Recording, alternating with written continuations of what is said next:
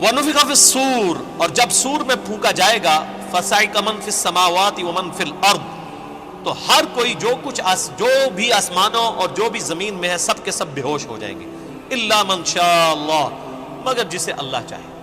یہ قیامت کے دن کا جو سور پھونکا جائے گا نا، یہ اس سور کا ذکر ہے کہ جو روئے ارض پہ لوگ ہیں، آسمانوں میں فرشتے آباد ہیں، سب کو موت آ جائے گی سوائے جس کو اللہ چاہے گا، اور وہ ایک شخص ہے جس کی ایکسیپشن ہے۔ وہ بخاری مسلم میں حدیث ہے، نبی علیہ السلام فرماتے ہیں ایک صحابی کا، حضرت ابوبکر صدیق کا، ایک یہودی سے جھگڑا ہوا۔ اس یہودی نے کہا کہ موسیٰ علیہ السلام کو اللہ تعالیٰ نے تمام جہانوں پہ فضیلت دی۔ صحابی نے کہا کہ نبی علیہ السلام کو سارے جہانوں پہ فضیلت دی۔ آپس میں جھگڑا ہوا تو اس صحابی نے نبی علیہ السلام کی محبت میں اس یہودی کو تھپڑ مار دیا۔ یہ بخاری مسلم دونوں میں۔ مقدمہ نبی علیہ السلام کے پاس پیش ہوا، آپ نے اپنے صحابی کو ڈانٹا اور فرمایا مجھے یونس پہ بھی فضیلت مت دو، اور یونس وہ ہیں کہ جن پہ اللہ تعالیٰ کی طرف سے عطاب آیا۔ پھر اتنا عطاب کہ سورہ الصافات میں ہے کہ اگر یونس اللہ سے توبہ نہ کرتے تو مچھلی کے پیٹ سے اس دن نکالے جاتے جس دن مردے اپنی قبروں سے نکالے جائیں گے۔ اور نبی علیہ السلام فرمایا مجھے یہ بھی نہ کہو میں یونس سے افضل ہوں، کسی دوسرے نبی کو ڈیگریڈ نہ کرو میرے مقابلے پہ۔ اور پھر فرمایا کہ تم موسیٰ کی بات کر رہے ہو، قیامت والے دن سب سے پہلے اللہ تعالیٰ مجھے اٹھائے گا، لیکن میں دیکھوں گا کہ مجھ سے پہلے ہی موسیٰ علیہ السلام ہوش میں ہوں گے اور اللہ کے عرش کا پایا تھامے ہوئے ہوں گے۔ مجھے نہیں پتا کہ ان پہ قیامت کی بے ہوشی طاری نہیں ہوئی، اس بے ہوشی کے سبب جو دنیا میں اللہ کی تجلی کی وجہ سے وہ بے ہوش ہوئے، یا مجھ سے پہلے وہ زندہ کر دیے جائیں گے۔ یعنی حضرت موسیٰ علیہ السلام کو یہ جزوی فضیلت تمام پیغمبروں پہ حاصل ہے کہ سب سے پہلے ان کو قیامت والے دن اٹھایا جائے گا، یا ان پہ قیامت کی بے ہوشی طاری نہیں ہوگی، کیونکہ دنیا میں وہ ایک دفعہ بے ہوشی گزار چکے ہیں اللہ تعالیٰ کی تجلی کی وجہ سے، جو سورۃ الاعراف کے اندر آیا۔ اب دیکھیں اللہ تعالیٰ فرماتا ہے جس سے اللہ چاہے گا وہ بے ہوش نہیں ہوگا۔ ثم نفخ فیہ اخری، پھر سور میں دوبارہ سے پھونکا جائے گا۔ فاذا هم قیام ینظرون، تو سب کے سب لوگ زندہ ہو جائیں گے اور یوں کھڑے ہو کے ایک دوسرے کو دیکھنا شروع کر دیں گے، انتظار کریں گے کہ اب کیا ہونا ہے۔ واشرقت الارض بنور ربها، زمین جگمگا اٹھے گی تیرے رب کے نور سے، یعنی اللہ تعالیٰ اس دنیا پہ آ جائے گا جیسا کہ شان کی لائق ہے۔ وجاء ربک والملک صفا صفا، سورۃ الفجر میں آتا ہے نا کہ اللہ تعالیٰ اور فرشتے قطار در قطار اس دنیا پہ اتریں گے، اسی دنیا کے اوپر میدان محشر قائم ہونا ہے۔ واشرقت الارض بنور ربها، زمین جگمگا اٹھے گی تیرے رب کے نور سے۔ ووضع الکتاب، اور نامہ اعمال کا دفتر سامنے رکھ دیا جائے گا۔ وجیء بالنبیین والشہداء، اور بلایا جائے گا نبیوں کو بھی اور شہداء کو۔ شہادت علی الناس کرنے والے لوگ جو نبیوں کے بہاف پہ نبیوں کا پیغام ان کی امتوں تک پہنچاتے ہیں، ان کو کہتے ہیں شہید۔ ایک تو وہ شہید ہے جس کو آپ شہید سمجھ رہے ہوتے ہیں، جو جنگ میں مارا جائے، یہ تو بہت چھوٹا شہید ہے۔ اصل شہید وہ ہے جو اللہ کی دعوت لے کے اٹھتا ہے اور شہادت علی الناس کرتا ہے، جو بخاری مسلم میں موجود ہے، کیا میں نے اللہ کا پیغام تم تک پہنچا دیا؟ صحابہ نے کہا یا رسول اللہ صلی اللہ علیہ وسلم پہنچا دیا۔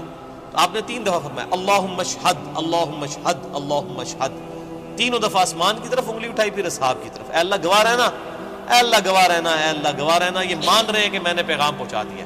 اور پھر فرمایا اب تمہاری ذمہ داری ہے کہ تم اس پیغام کو ان لوگوں تک پہنچاؤ جو یہاں پر موجود نہیں ہے، یعنی وہ شہادت علی الناس، یعنی وہ ذمہ داری جو نبی علیہ السلام کے مبارک کندھوں پر تھی وہ آپ نے شفٹ کر دی امت تک۔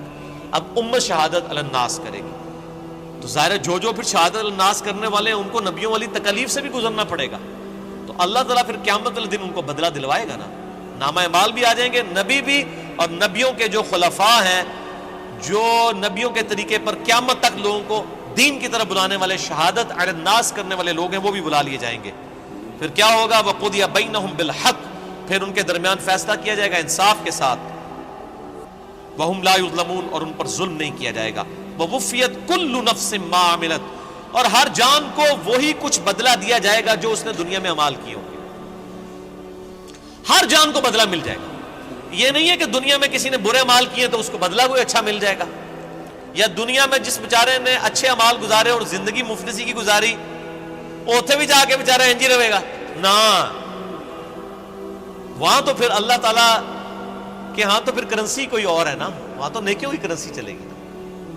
ہر جان کو بدلہ ملے گا جو کچھ اس نے دنیا میں اعمال کیے ہوں گے. وَهُوَ أَعْلَمُ بِمَا يَفْعَلُونَ اور اللہ خوب جانتا ہے جو کچھ وہ دنیا میں کام کیا کرتا ہے. اللہ کو کسی فرشتے کی, کسی نامہ اعمال کی کوئی حاجت نہیں ہے کسی کا ریکارڈ رکھنے کے لیے. ریکارڈ تو کئی ایک ریکارڈ جو ایسے نکلیں گے کہ جو اللہ کے حضور وہ نیکی شماری نہیں کی جائے گی. جو ریاکاری والی نیکیاں ہیں فرشتوں نے تو لکھی ہوں گی.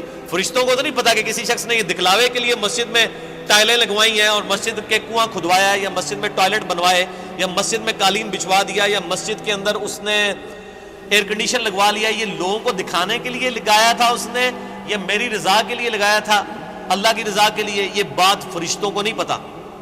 فرشتے علم غیب تو نہیں جانتے, اسی لیے ان کے نامہ اعمال میں ایسی نیکیاں نکلیں گی.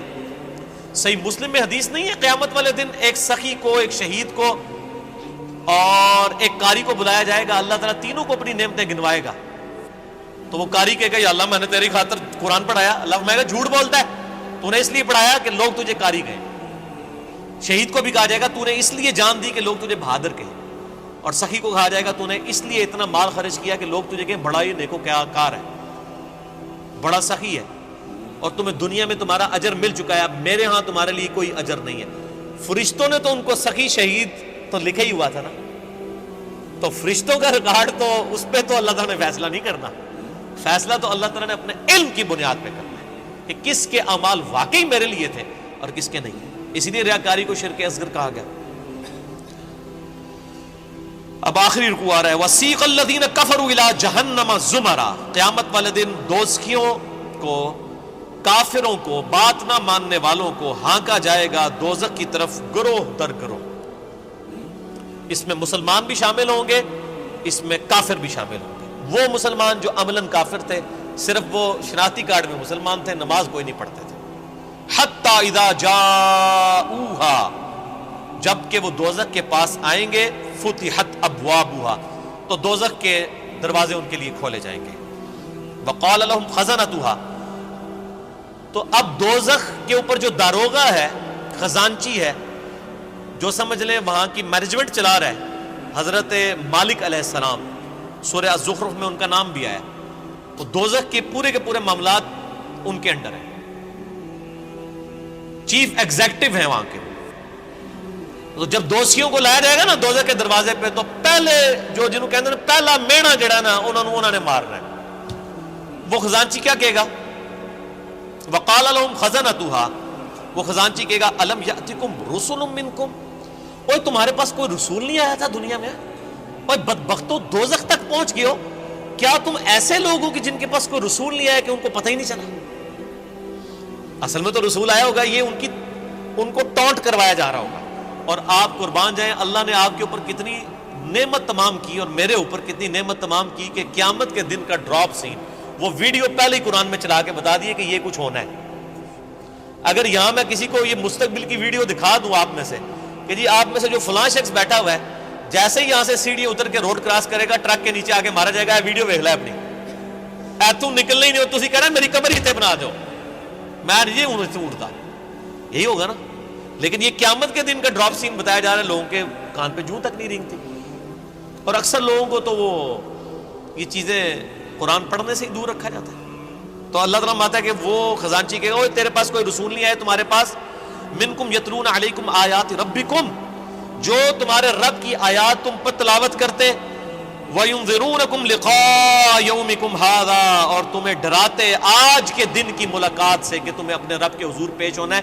اس جو یہ ملاقات ہونے والی تھی اس کا ڈر سنانے والا کوئی پیغمبر دنیا میں نہیں آیا تھا. آپ دیکھ لیں اللہ کے حضور بزرگوں والا کوئی کنسپٹ نہیں ہے. اللہ کے حضور دائی جو ہے, امام جو ہے وہ صرف پیغمبر ہے. یہاں تو ہونا چاہیے تھا نا کہ کوئی بزرگ نہیں آئے, کوئی فرقیاں دے بزرگ, کوئی شیخ الحدیث جنہوں نے تانوں گل دسی ہوئے, وہ سارے کے سارے ڈاکی ہیں. اصل میں جو ریپریزنٹیٹو ہے گاڈ کا آن دا فیس آف ارتھ وہ صرف پیغمبر ہوتا ہے, باقی تو سب ڈاکی ہیں, سب کے سب, وہ تو مڈل مین ہے. اصل میں جو پرسنالٹی ہوتی ہے وہ صرف پیغمبر ہوتا ہے. قالوا بلا، وہ کہیں گے ہاں کیوں نہیں، آیا تو تھا، ولکن حقت کلمۃ العذاب علی الکافرین، لیکن اب کیا ہو سکتا ہے، جو بات نہیں دنیا میں مانتے تھے اپنے پیغمبروں کی، ان پر اللہ کا عذاب تو آ کے رہنا تھا، ہم نے دنیا میں بات نہیں مانی، ہمارا یہ انجام ہو کر ہی رہنا ہے۔ قیل ادخلوا ابواب جہنم خالدین فیہا، کہا جائے گا کھولو دوزخ کے دروازے، داخل کر دو ان میں، ان کو ہمیشہ کے لیے۔ فبئس مثوى المتکبرین، کیا ہی برا ٹھکانہ ہے تکبر کرنے والوں کا۔ اور تکبر کی ڈیفینیشن میں پہلے بتا چکا صحیح مسلم سے کہ تکبر یہ ہے کہ تم حق بات سے اناد کرو اور لوگوں کو حقیر سمجھو۔ اب سائملٹینیس کنٹراسٹ، اہل جنت جو ہیں وہ کیسے پیش ہوں گے؟ وسیق الذین اتقوا ربهم الی الجنۃ زمرا، اہل جنت کو بھی گروہ در گروہ جنت کی طرف لے جایا جائے گا، یعنی جنتی بھی گروہوں کی شکل میں چل رہے ہوں گے۔ ظاہر ہے کہ کسی ایک دائی کی آواز پہ لبیک کسی نے کہا ہوگا، یعنی ہر زمانے میں حق کی آواز بلند کرنے والے لوگ موجود ہیں جنہوں نے اپنی عبادت نہیں کروائی، اللہ کی عبادت کروائی۔ ایک وہ لوگ آواز بلند کرنے والے ہیں جنہوں نے اپنی تجوریاں بھری، جنہوں نے اپنے نذرانے بھرے، جنہوں نے لوگوں کو اپنی ذات کی طرف لگایا، اور جب ان سے کہا گیا کہ اللہ کے ساتھ لگاؤ تو کیا جو پیچھے تو اللہ ہی ہے نا جی، اور جب کہا گیا کہ نبی علیہ السلام کے ساتھ لوگوں کو جوڑو تو انہوں نے کہا جی یہ بزرگ جو ہیں جو ہمارے امام ہم نے کھڑے کیے ان کے پیچھے نبی علیہ السلام ہی ہے۔ نبی علیہ السلام کو بھی بیک فٹ پہ کر دیا، اللہ کو بھی بیک فٹ پہ کر دیا۔ ان بزرگوں کی بات نہیں ہو رہی، واقعی جنہوں نے اللہ کی دعوت دی ہے، شہادت علی الناس کرنے والے گروہ در گروہ جنت میں داخل کیے جائیں گے۔ حتی اذا جاؤہا، یہاں تک کہ جب وہ جنت کے دروازوں کے پاس پہنچیں گے، وفتحت ابوابها، تو جنت کے دروازے پہلے ہی کھلے ہوں گے۔ پوائنٹ ٹو بی نوٹڈ، دوزخیوں کے لیے دروازے پہنچنے کے بعد کھولے جائیں گے، اور جنتیوں کو جب جنت کے دروازے پہ لایا جائے گا تو پہلے ہی کھولے ہوئے ہوں گے۔ اللہ تعالیٰ ان کو ایک لمحے کے لیے بھی تکلیف نہیں دینا چاہے گا کہ ان کے لیے کوئی سسپینس باقی ہو کہ پتہ نہیں اب یہ کون سا دروازہ کھولنے والا ہے، اور جنت کی خوشبو کتنی دور سے آ رہی ہوگی، تو پہلے ہی جنت کے دروازے کھلے ہوں گے، اتنا ڈیلے بھی اللہ تعالیٰ ان کے لیے نہیں کرے گا۔ وہاں پہ خزانچی نے کیا کہا تھا، تمہارے اندر کوئی رسول نہیں آیا کہ تمہیں کوئی صحیح بات بتاتا؟ وہ کہیں گے ہاں جی آیا تھا لیکن ہم نے بات نہیں مانی۔ یہاں پر جو رضوان ہے جنت کا داروغہ، وہ کہے گا وقال لهم خزنتها، کہے گا جنت کا خزانچی سلام علیکم، کہے گا تم پر سلامتی ہو، طبتم، اور بڑے ہی اچھے رہ گئے ہو تم لوگ، بڑے پاک صاف لوگ ہو تم، فادخلوها خالدین، اب ہمیشہ کے لیے جنت میں داخل ہو جاؤ۔ کہے گا بڑے چنگے رہ گئے ہو تسی اللہ دے بندے ہو، تکو دوسرے نال کی پہ ہوندا جائے۔ وقالوا الحمد للہ الذی صدقنا وعدہ، اب ظاہر ہے جنتی جو ہیں ان کی تو پھر روش ہی کچھ اور ہے، وہ کہیں گے تمام تعریفیں اس اللہ کے لیے جس نے ہم سے جو وعدہ دنیا میں نبیوں کے ذریعے کیا تھا نا کہ دنیا میں اللہ کی مان کے چلو تو جنت تمہاری مرضی کی تمہیں ملنے والی ہے، تمام شکر اس اللہ کا ہے جس نے اپنا وعدہ پورا کیا۔ وَأَوْرَثَنَا الْأَرْضَ نَتَبَوَّأُ مِنَ الْجَنَّةِ حَيْثُ نَشَاءُ، اور اس نے ہمیں ایسی جنت کا وارث کر دیا کہ جس میں ہم جہاں چاہیں گے رہیں گے۔ فَنِعْمَ أَجْرُ الْعَامِلِينَ، پس کیا ہی بہتر اجر ہے عمل کرنے والوں کا۔ دودھ پینے والے مجنون نہیں، عمل کرنے والے، عمل کیے بغیر کچھ بھی نہیں ہونا، خالی کھوکھلے نعروں سے کچھ نہیں ہونا۔ اللہ تعالیٰ ہمارے کہ کیا ہی بہتر اجر ہوگا عمل کرنے والوں کا۔ وَتَرَى الْمَلَائِكَةَ حَافِّينَ مِنْ حَوْلِ الْعَرْشِ، تم دیکھو گے اس دن کہ فرشتے اللہ کے عرش کے گرد جو ہے وہ گھیرا ڈالے ہوئے ہوں گے، یسبحون بحمد ربہم، اپنے رب کی تسبیح بیان کر رہے ہوں گے حمد کے ساتھ۔ وہ بخاری مسلم میں آ گیا، بخاری کی آخری حدیث یہی ہے۔ اللہ تعالیٰ کو دو کلمات بہت پسند ہیں جو زبان پہ ہلکے ہیں لیکن میزان عمل پہ بہت بھاری ہیں، سبحان اللہ و بحمدہ سبحان اللہ العظیم، یہی فرشتوں کا کلام ہوگا۔ یعنی جسے کہتے ہیں ڈراپ سین آف قیامت، یہ ہو رہا ہوگا کہ جب جنتی جنت میں داخل ہوں گے تو فرشتے اللہ کے عرش کے گرد جمع ہوں گے اور سبحان اللہ و بحمدہ اللہ کی تعریفیں بیان کر رہے ہوں گے۔ وقضی بینہم بالحق، اور ان کے درمیان فیصلہ کیا جائے گا حق کے ساتھ، پرپز فل، با مقصد۔ جس نے دنیا میں اچھے مال کیے اسے اچھا بدلہ، جس نے برے مال کیے اس کے لیے برا بدلہ۔ وقیل الحمد للہ رب العالمین، اور ہر طرف سے یہ صدا آ رہی ہوگی، الحمد للہ رب العالمین، الحمد للہ رب العالمین۔ یہ قیامت کے دن کا ترانہ ہوگا، الحمد للہ رب العالمین۔ کیوں؟ یہ ساری کائنات اسی نے سجائی، اسی نے مخلوقات کا سلسلہ شروع کیا، اسی نے زندگی اور موت کے معاملات رکھے۔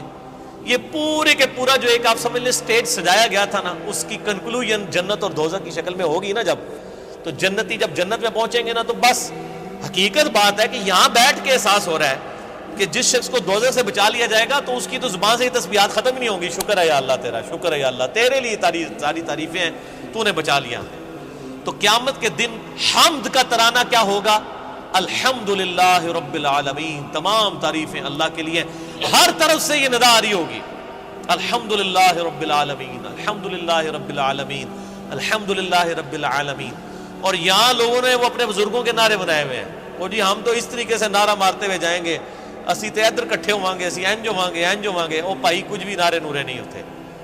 ایک اللہ کی حکومت ہے، لمن الملک اليوم للہ الواحد القہار، آج کے دن کس کی بادشاہت ہے؟ ایک اکیلے اللہ کی، جو سب پہ چھایا ہوا ہے۔ اسی پہ سورہ الزمر مکمل ہوئی۔ اب سورۃ المؤمن انشاءاللہ اگلی کلاس میں شروع کریں گے، ہمارا ٹائم پورا ہو چکا ہے۔ اینڈ پہ اللہ سے دعا کرتے ہیں کہ اللہ تعالی ہمیں ان لوگوں میں شامل فرمائے کہ جو جنت میں جائیں گے اور ان کی زبانوں پر حمد کا ترانہ ہوگا، الحمدللہ رب العالمین۔